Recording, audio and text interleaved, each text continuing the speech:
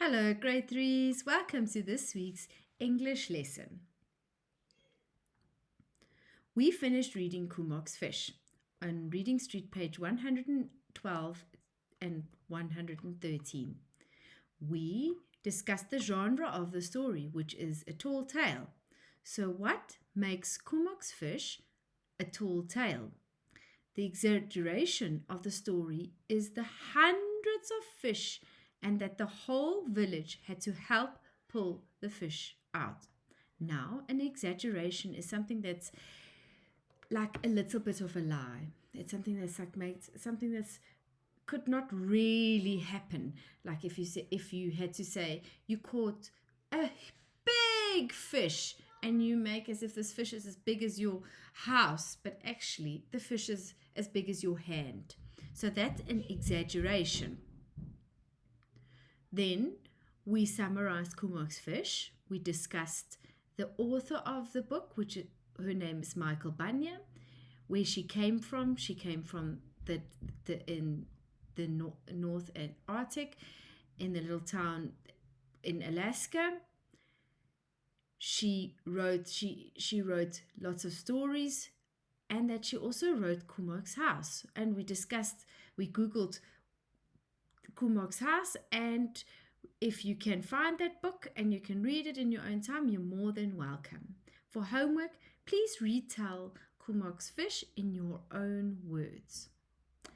Then we discussed the sequence of a story. We discussed what is a sequence of a story and the importance of a sequence of a story. You always begin at the beginning of a story, and then you have the middle of a story, and then you have the end of the story.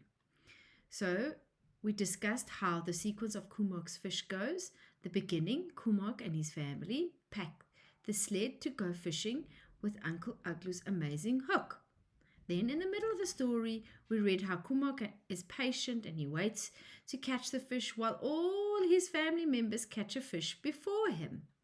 Then at the end, Kumok's fishing hook started to twitch and he could not pull the fish out because it was too heavy, and that his family and the whole village helped to pull hundreds of fish out. Everyone is so happy because they could now have a wonderful feast.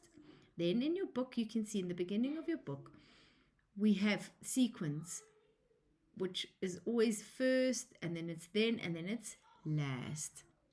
So first, next, and last, which is very important in a story. Then we learned how to write a thank you note. A thank you letter is a friendly letter expressing thanks for a gift or a deed. Now, Kumok is writing a thank you letter to his uncle for thanking him for the amazing hook. So, how to write a thank you letter? We always begin with a date, then the salutation, which is Dear Uncle Uglu or Hello Uncle Uglu. Then we have the body of your letter, which is you would talk about saying, I caught so many fish and thank you for this amazing hook because I could catch so many fish. And then we have the closing saying, I really did appreciate for this hook and I hope you come to visit soon, Uncle Uglu. And then we have signature, which is from Kumok. And this on page 116 and 117, you can read more up on how to write a thank you note. For homework, imagine you are Kumok. Write a thank you note letter to Uncle Uglu for the amazing hooking stick and thanking him for it.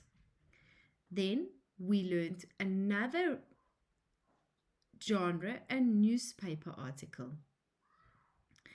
So a newspaper article. So the author writes an article to inform you of something, to give you information, or to persuade you, to get you to do something or to try something new. Persuade is if I would persuade you to eat this pudding tonight, and I would say to you, oh, it's so delicious. That is persuading you. It's so delicious.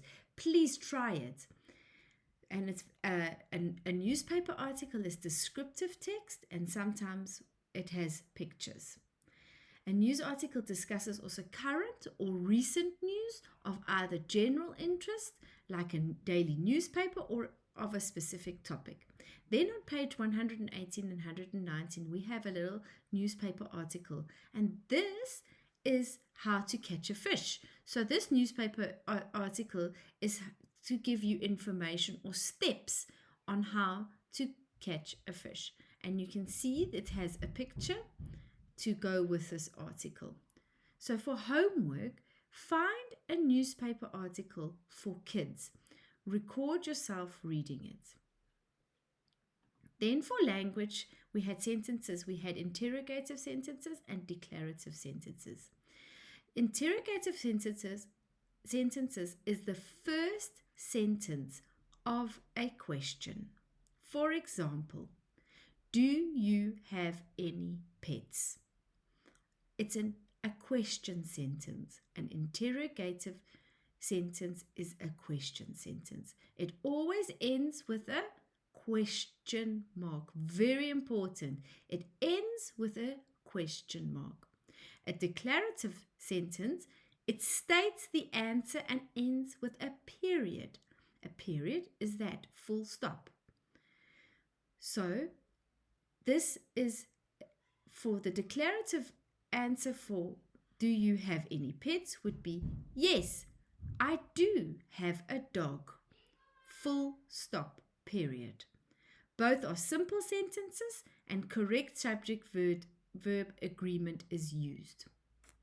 Then we had spelling words, our plurals, words ending with ed, ed, ing, ing, er, est, est. Remember that you may have to double the last consonant.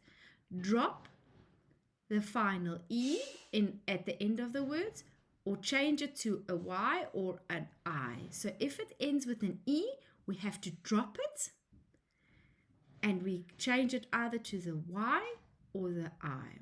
Like, for example, shady would be a y. We drop the y and we change it to I, and we go shadiest. And with the final, drop the final e with either with use, because we're changing it to used. So we drop the e and it changes to used. So on page 92, where you can go through the base endings of these words. Homework, readers and writers, page 62 is some more practicing on these base endings. For assessment, we assess the fluency of your reading with expression, which is very important. We remember when to take a bit of a break with a comma. When full stop, we take a bit of a longer break. We read with expression. We don't just read like this. We use a bit of a happy voice when it's happy. We use a sad voice when it's sad. So reading with expression helps you understand what you are reading. Learning the genre of different written text, which we've learned that All About Me is a fable. We've learned that Kumok's fish is a tall tale. We've learned about newspaper articles is a genre. And we've learned our spelling words. We've learned how to write a thank you note. So I hope you enjoyed this presentation. Goodbye, boys and girls.